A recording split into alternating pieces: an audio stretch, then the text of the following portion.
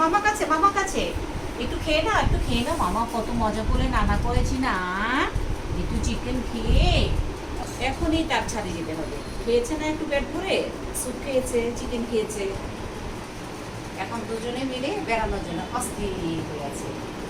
আয় দুলদুল ঘোড়াটা, আমার দিকে তাকাও মামা।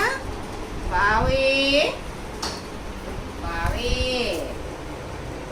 বাসনা মা, বাসনা মা।